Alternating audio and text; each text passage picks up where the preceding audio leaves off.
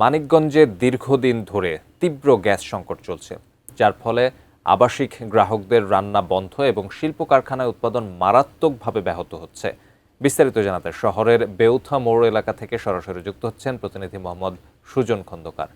সুজন, দীর্ঘদিন ধরে চলা এই সমস্যার জন্য সংশ্লিষ্ট কর্তৃপক্ষ আসলে কি কোনো পদক্ষেপ নিয়েছে কিনা এবং ভোগান্তির চিত্র আপনি কেমন দেখতে পাচ্ছেন?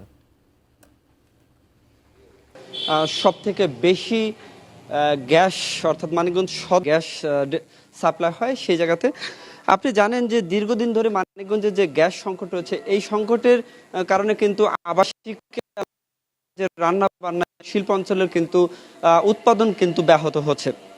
এর কারণে কিন্তু উচ্চ মূল্যে বিশেষ করে এই ঢাকা রিচা মহাসড়কের শতাধিক শিল্প কারখানা রয়েছে, এই সমস্ত কারখানা কিন্তু উৎপাদন শূন্য হয়ে পড়েছে এবং আবাসিক যে সমস্ত গ্রাহক রয়েছে, বিশেষ করে আমাদের মানিকগঞ্জে কিন্তু তিতাস গ্যাসের সংযোগ রয়েছে, সংযোগে কিন্তু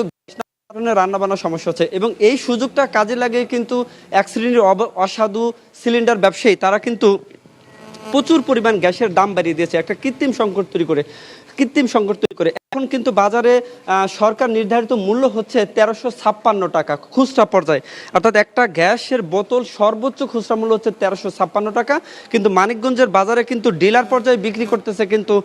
1550 টাকা, অর্থাৎ খুচরা পর্যায়ে 17 থেকে 1800 টাকা পর্যন্ত কিন্তু বিক্রি হচ্ছে। আমি কিন্তু এই সংশ্লিষ্ট যে প্রশাসন রয়েছে তাদের সাথে কথা বলেছি, তারা বলছেন যে 1356 টাকার অতিরিক্ত বিক্রি করলেই কিন্তু প্রশাসন ব্যবস্থা নিচ্ছে, তবে প্রশাসনের আমরা মানিকগঞ্জে লক্ষ্য করিনি এবং গ্রাহকরা বারবার বলছিল যে সরকারের উচিত যে মাঠ পর্যায়ে অন্তত যে সমস্ত সাব ডিলাররা বা ডিলাররা এই সমস্ত গ্যাসের বোতলগুলো বিক্রি করছে তাদেরকে নিয়ন্ত্রণ আনার জন্য, কিন্তু সরকার এই ধরনের নিয়ন্ত্রণ আনতে কিন্তু পুরোপুরি সক্ষম নয়।